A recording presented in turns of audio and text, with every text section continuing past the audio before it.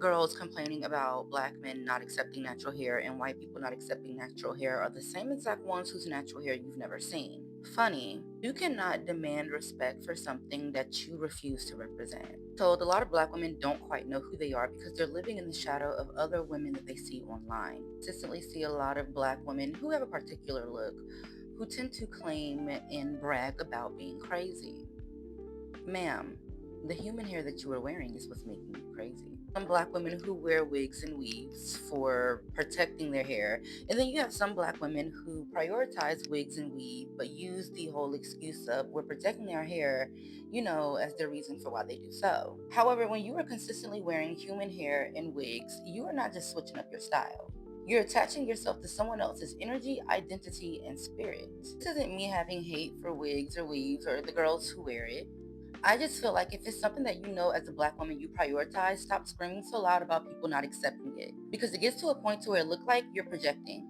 You don't accept it. You can't even represent it. Oh, it looks better on the next black girl, not you, because I can't handle my natural hair. In cultures, including hoodoo, your hair is your power.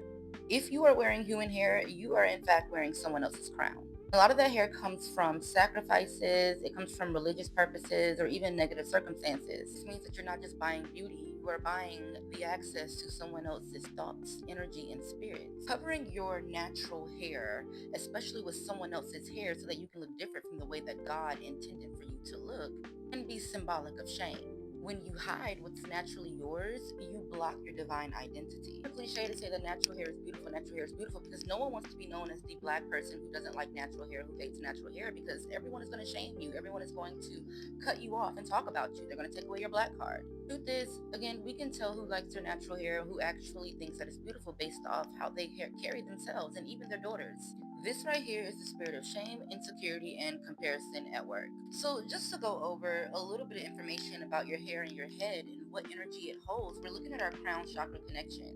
And the crown chakra sits at the top of your head, and it is the gateway between your mind as well as the divine. It governs clarity, purpose, and your connection to the Most High. When it's open and protected, you receive guidance, wisdom, and peace, as well as abundance in many ways. When it's blocked or manipulated, you're dealing with confusion, insecurity, and consistent spiritual attacks. There's a reason why in hoodoo as well as other ATRs why a lot of women and men will cover their hair, they will cover their head because they're protecting their head from any outside energies. They're protecting their thoughts, they're protecting their mind. When we go into prayer, we cover our head to protect ourselves from any leeching energies that might want to connect itself to. In both scripture and spiritual practice, covering your head is a sign of protection. Even in the Bible, Paul talks about women covering their head during prayer. Now, the spirit of insecurity whispers you're not beautiful enough with your natural hair. The root is comparison to other women, usually social media driven, and the fruit is the constant need for validation and shame when uncovered. The spirit of vanity whispers you will only be admired if you look like this. This is why you see a lot of women saying black men don't like natural hair, which is a lie. The root is obsession with appearances over your inner spirit. The fruit is overspending on hair and beauty, never feeling satisfied, feeding on lust culture. You have the spirit of comparison and envy, and this whispers her hair is better than mine, so copy her. The root is looking to others for identity instead of God. The fruit is losing individuality, always chasing trends as well as inner jealousy. Then we have the spirit of confusion, which whispers switch up your look until you don't even know who you are. The root is constant identity shifting tied to lack of self-acceptance. The fruit is mental fog, broken sense of self, and unstable self-image. I am reading back.